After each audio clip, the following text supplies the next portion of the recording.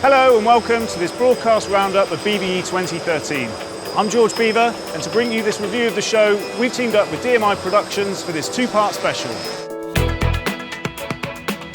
Every year, thousands of broadcast professionals come to Broadcast Video Expo. This year, BVE is bigger than ever, moving to a new location in London's XL.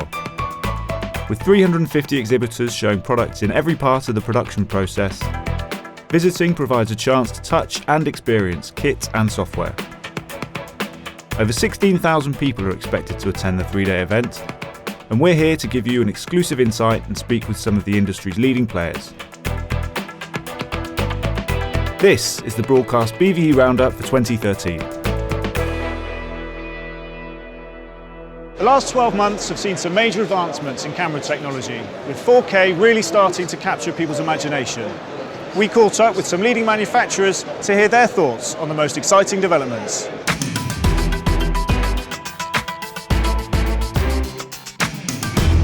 I'm here with Sony's Dave Cheeseman. Dave, the big news for you guys is the F-Series range of cameras on show. Absolutely, yeah, it's fantastic for us. We've just started shipping these units across Europe. First shipments went out in the beginning of February. Yeah. They're coming through slowly, so anyone who's out there is watching this saying, well, where's mine? Sorry, but we are working as hard to get as many as we can out.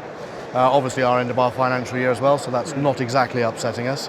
Camcorder's been extremely well received by the market. Yeah. We've seen significant investment from a whole bunch of rental companies in particular. And what's been fascinating for us is the demand that we're seeing in not just in the high-end cinematography or high-end drama world, but actually in sort of ob-doc, short-form program.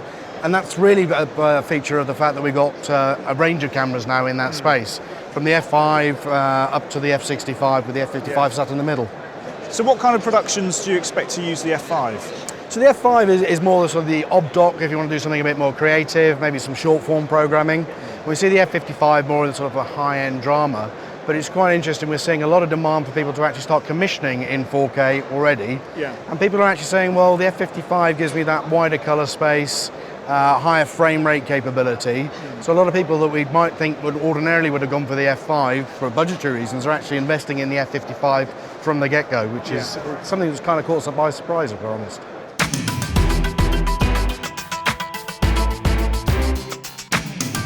I'm here with Philip Bloom to find out more about shooting in 4K. Philip, we've heard lots about the technical side of shooting. Yes. Can you tell us a little bit more about the creative benefits of higher resolution formats? 4K is obviously going to be 4 times the amount of resolutions we have in HD. Causes workflow issues, but creatively wise, it just, that extra detail is wonderful, and it gives us the ability to reframe and tweak things. And when you downscale it, the image looks exceptional. What problems have you encountered shooting at 4K?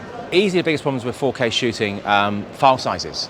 File sizes are huge, means big cards, lots of storage, and computer power. My computer copes with HD beautifully and has done for quite some time. My computer hates 4K. So everything is converted to a proxy, and then I edit in a proxy, and then I relink to 4K. Yeah. So that's the biggest issue for me right now, is that I just can't actually see what it looks like. Philip, thanks very much.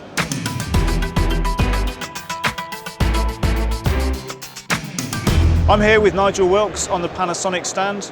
Nigel, what's new for Panasonic at BVE? We're showing a PCMCI adapter, which is exactly the same size as a P2 card.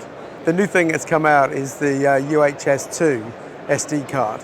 This allows us to write 200 megabits per second onto an SD card, and we can transfer it at 12 times real time.